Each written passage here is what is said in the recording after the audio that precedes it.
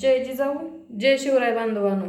तर आता ह्या सरकारचं लक्ष पुरेपूर आपला समाज कसा विस्कटेल आणि आरक्षणावरचा ह्यांचं लक्ष कसं कमी होईल ह्याच्याकडे जास्त लक्ष आहे. आणि त्यांनी हा नवीन डाव सुरुवात केलाय की जसं की आता विजय भैया असतील लातूरचे, तर त्यांच्यावर कसा हल्ला केला की ती एक शेतकरी म्हणजेच कुणबी कुणबी म्हणजे शेतकरी, आणि आपला लढा पण त्याच्यासाठी चालू आहे की आम्हाला आरक्षण कुणबीमधूनच द्या आणि आम्हाला ओबीसीमधून आरक्षण द्या. की हे शेतकऱ्याच्या मुलाला असं डवचलं, हाणलं, मारलं तर हा समाज लगेचच रागिष्ट समाज आहे आणि ही काही ना काही कृत्य करणार 100%.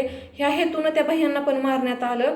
आणि त्यातून आणखीन आपल्या त्या गायकवाड भैयांच्या पण अंगावर शाई वतण्यात आली की असे जे मेन आपले कार्यकर्ते आहेत त्यांना कसं खाली खेचलं जात आहे आणि त्यांचा कसा अपमान केला जातोय बघा. की कारण की ह्या मराठा समाज असा तुटून पडला पाहिजे की असं का, आणि हे आपला आरक्षणाचा मुद्दा विस्कळून टाकायचा आहे ह्यांना. की त्याच्यामुळं सगळ्या बांधवांनी लक्ष द्या की आपला मेन मुद्दा म्हणजे की आरक्षणाचा मुद्दा आहे.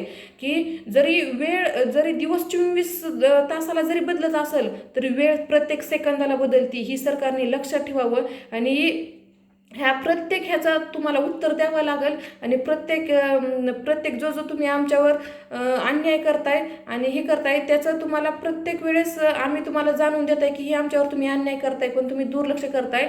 आणि जाणून बुजून तुम्ही आमच्यावर फक्त आणि फक्त अन्यायाशिवाय आमच्या पत्रात तुम्ही काहीच टाकत नाही. तर 100% आम्ही ह्याचं उत्तर पण तुम्हाला येणाऱ्या ह्या दिवसात देऊ. फक्त आरक्षणाचा मुद्दा आम्हाला मिटवू द्या. एक मराठा लाख मराठा. जय जिजाऊ जय शिवराय.